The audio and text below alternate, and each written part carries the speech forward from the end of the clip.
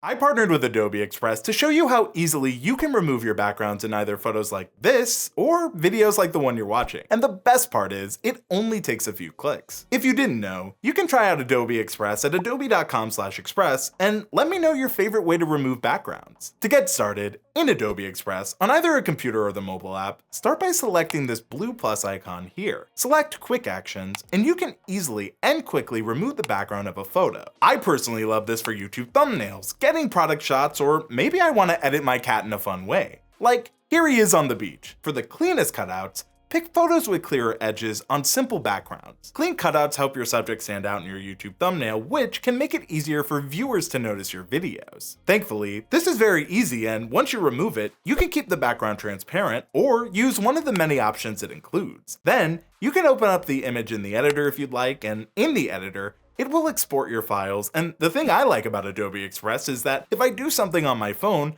I can continue it on my computer, and if I start something on my computer, well, I can continue it on my phone. Your whole workflow stays simple. In Adobe Express, I like to add a shadow or a glow to help my subject pop for images. Now, let's focus on video. The thing is, for video background removal, it does require premium Adobe Express, but I'll have an affiliate link in the description to a free trial so you can use Remove Background starting now. Whenever you're removing the background of a video, be sure to film what's known as a clean plate. This is just an empty shot of your video captured without you and ideally no moving objects in your video. That's how I got this shot, keeping parts of my background for depth of the shot. Removing your video background lets you place text, graphics, or effects behind you, and if you notice, without needing a green screen, which gives you more control over your scene. Now, this is similar to photo background removal. You can upload or drag and drop your video file on the canvas.